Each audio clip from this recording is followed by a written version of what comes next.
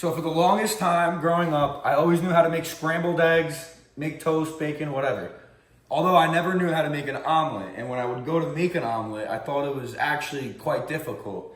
So today I'm literally just gonna show you the steps how to make an omelet, simplify it for you, and hopefully you can bring it to your own house and get it done.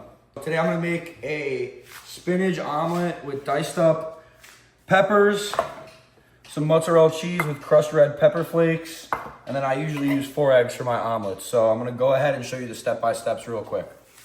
All right, so since I'm making the spinach omelet I mentioned before, what I like to do is I like to throw the spinach down first. I wanna heat that up to extract all the water that's inside the spinach.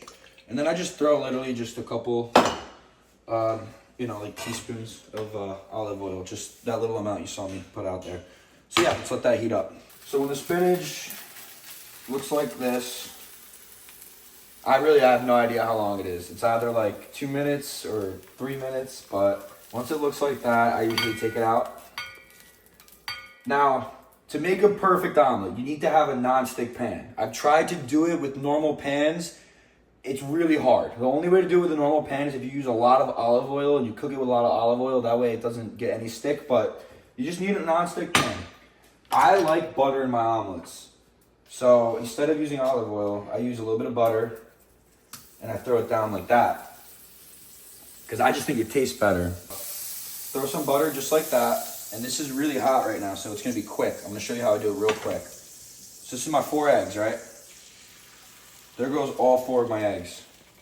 After you put down your eggs, you wanna strategically place out whatever fixings you have, whether that be spinach, bacon, sausage, onions, whatever it is, I don't care.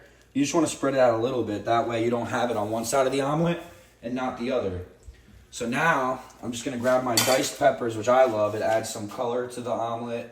Also, I just love the taste of peppers. They're shaped like a heart. They're super good for your heart. What I like to equate, and notice I took the pan off of the heat while I put the fixings in. All about timing. So notice it, I like to equate it, believe it or not, to a pizza pie. This is like a little pizza pie I have right here. Now what you wanna do is, you wanna continue to go around as it's cooking to get a feel for where it's at. Also, the visual will tell you where it's at as well. So once I see here in the edges that it's starting to cook, I know that I'm ready to make what I call passes. So here is the first pass.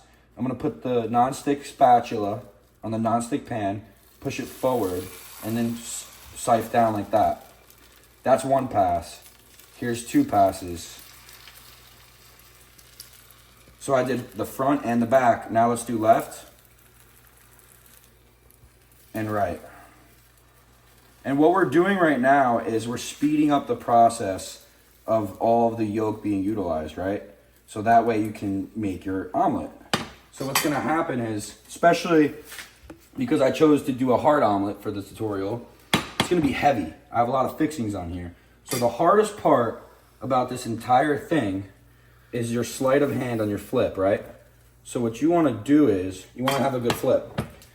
So what I do is, I lean forward, forward, forward, put the egg on the edge of the pan like that, and then I flip it just like that. Now, was that a perfect flip?